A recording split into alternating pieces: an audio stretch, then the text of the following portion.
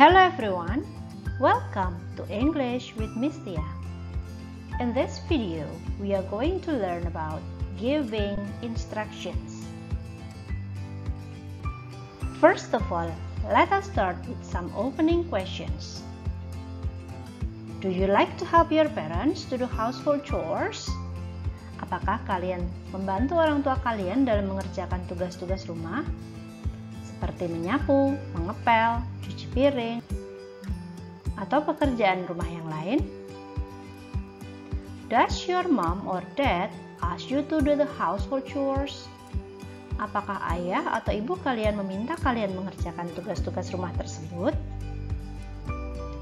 What do they say to ask you? Apa yang ayah atau ibu kalian katakan untuk menyuruh kalian? Kalimat yang dipergunakan untuk menyuruh tersebut disebut sebagai instruction.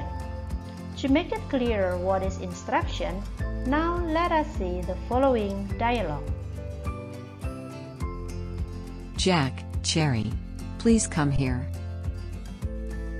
Yes, Mom. Yes, Mom. We are going to go to Grandma and Grandpa's house, but we need to do the household chores before we go there. Will you help me? Sure. Of course, Mom. First, tidy up your bedroom. Okay, Mom. Okay, Mom. Mom, I have finished tidying up my bedroom. I have finished too. Okay, thank you, Cherry and Jack. Now, I will cook for the breakfast. Cherry, please wash the dishes. After that, prepare the plates for breakfast. Okay, Mom. What about Jack? Jack, please sweep the floor. After that, mop the floor. Okay, Mom. Thank you, dear. What happened in the dialogue? Dalam dialog tadi, sang ibu mengatakan bahwa mereka akan berkunjung ke rumah kakek dan neneknya. Namun sebelum pergi, mereka akan menyelesaikan pekerjaan rumah terlebih dahulu. Sehingga sang ibu menyuruh kedua anaknya untuk membantu dalam melakukan pekerjaan rumah. Beberapa kalimat yang disampaikan oleh ibu untuk menyuruh kedua anaknya dalam melakukan pekerjaan rumah disebut sebagai giving instruction. What is instruction? Instruction is an expression that is used to ask someone to do or not to do something. Instruksi adalah sebuah ungkapan yang dipakai oleh seseorang untuk meminta orang lain untuk melakukan sesuatu atau untuk tidak melakukan sesuatu. We can divide instruction into two. The first we call it command or request. Command atau perintah yang sering disebut juga request atau permintaan. And the second we call it prohibition. Dalam bahasa Indonesia disebut sebagai larangan. In the previous dialogue, we can see that the mother gives some instructions to the children. First, the mother say, Jack, Cherry, please come here. Datang ke sini. First, tidy up your own bedrooms. Pertama, rapikan tempat tidur kalian masing-masing. And then the mother say to the girl, Cherry, please wash the dishes. After that, prepare the plates for the breakfast. Cherry, cuci piringnya. Setelah itu, siapkan piring-piring untuk sarapan. Then the mother say to the boy, Jack, please sweep the floor. After that, mop the floor. Jack, sapulah lantainya. Setelah itu, pel lantainya. From all the sentences here, the mother is using some instructions to the children. All of the sentences said by the mother is called as command. Command is an expression that is used to ask someone to do something. Command atau dalam bahasa Indonesia disebut sebagai perintah adalah ungkapan untuk menyuruh seseorang melakukan sesuatu. In the previous dialogue, the mother say, come here, tidy up your own bedrooms, wash the dishes, prepare the plates for breakfast, sweep the floor, mop the floor. From all the examples here, we can see that all of them are using the same pattern.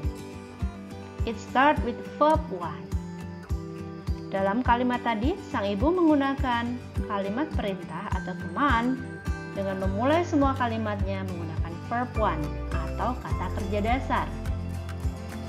To give command, there are some patterns that we can use. First, we can use verb 1 followed by object or adverbs. Sama seperti di contoh dialog tadi, kita menggunakan verb 1 atau kata kerja dasar di awal diikuti dengan objek atau adverb. Misalnya, come here, sweep the floor. Second, we can use be followed by adjective. Jika dalam kalimat perintah tidak ada kata kerja, maka kita menggunakan be diikuti dengan kata sifat. For example, you can say be quiet, be careful. Harap tenang, silakan hati-hati. Next, we can use the word please at the end of the sentence using the same pattern, number 1 or number 2. Come here please, sweep the floor please, be quiet please, be careful please. Next, we can also put the word please in the beginning of the sentence, followed by verb 1 or be an adjective. So you can say, please come here, please sweep the floor, please be quiet. Perbedaannya adalah ketika kata please berada di awal kalimat, maka kita hanya tinggal menaruhnya di depan kalimat. Namun pada pola yang sebelumnya, jika kata please ditaruh di belakang kalimat, maka sebelum kata please kita harus membubuhkan tanda koma. And the next pattern, you can use can you, followed by verb 1 or be. For example, you can say, can you sweep the floor? Can you be quiet? Can you please mop the floor? Dengan menggunakan pola yang sama, hanya dibentuk menjadi kalimat tanya, diawali dengan can you. Tetap kita bisa menambahkan kata please sebelum verb 1 atau be, ataupun di akhir kalimat dengan membubuhkan tanda koma sebelumnya. Can you mop the floor, please? Masihkah kalian ingat tentang arti kata can pada materi sebelumnya? Kalau dalam materi yang dahulu, kita mengenal can untuk mengungkapkan kemampuan seseorang melakukan sesuatu. Namun di sini can tidak berarti menanyakan kemampuan, namun lebih kepada request atau permintaan. Jadi ketika seseorang mengatakan can you sweep the floor please, itu bukan menanyakan apakah kamu bisa menyapu, namun lebih kepada meminta kamu untuk menyapu. Now we will see how to respond to an instruction. When someone gives you instruction, you can respond it by saying, okay. For example, okay mom, okay sir, okay ma'am. Or you can say yes. For example, yes mom, yes dad, yes sir. Now we are moving to the second division of instruction. Prohibition, atau dalam bahasa Indonesia disebut sebagai larangan.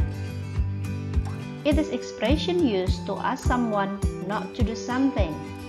Kalau command tadi dipakai untuk menyuruh, sedangkan prohibition dipakai untuk melarang, untuk meminta seseorang untuk tidak melakukan sesuatu. To make it clearer, now let us see the following dialogue.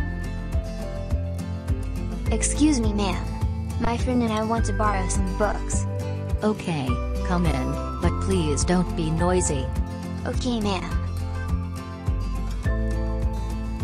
Sorry, don't bring food and drink to the library. Oh, sorry ma'am. I'll put it outside. Excuse me, ma'am. I want to borrow this novel. Okay, can you please fill in the form? Yes, ma'am. You can borrow this for 2 weeks. Return the book on time. Don't return it late. Okay, ma'am. Thank you. You're welcome. Dalam dialog tadi, kita mendengar dengarkan bahwa beberapa kalimat instruction ada di dalam dialog tersebut. Ketika kedua siswa tadi masuk ke dalam ruangan, petugas perpustakaan mengatakan, "Come in, but please don't be noisy." Masuklah, tapi jangan ribut ya. Ketika petugas perpustakaan melihat sang anak perempuan membawa makanan ke dalam perpustakaan, beliau mengatakan, "Don't bring food and drink to the library." Jangan membawa makanan dan minuman ke perpustakaan. Ketika sang anak laki-laki kemudian menemukan novel yang dia inginkan dan dia ingin meminjam novel tersebut, petugas perpustakaan mengatakan, "Can you please fill in the form?" Silahkan diisi formulirnya. Kemudian beliau juga mengatakan beberapa kalimat perintah dengan mengatakan, "Please return the book on time. Don't return it late." Dari beberapa kalimat yang disampaikan petugas perpustakaan tersebut, kita melihat ada beberapa kalimat yang merupakan command atau kalimat perintah. Sedangkan beberapa kalimat yang di sebelah kanan merupakan contoh-contoh dari prohibitions atau kalimat larangan. What is prohibition? Prohibitions are expressions used to ask someone not to do something. Larangan merupakan ungkapan yang dipakai seseorang untuk menyuruh orang lain untuk tidak melakukan sesuatu. The example of prohibitions in the dialogue are, "Please don't be noisy. Don't bring food and drink to the library. Don't return it late." Apakah kalian melihat persamaan dari semua pola kalimat yang dikatakan dalam dialog tadi? Ya, semua kalimat tersebut menggunakan kata don't, diikuti dengan verb one atau kata kerja dasar, atau be ketika tidak ada kata kerjanya. The first pattern that we can use to make prohibition is don't followed by verb one. Kita menggunakan don't diikuti kata kerja dasar.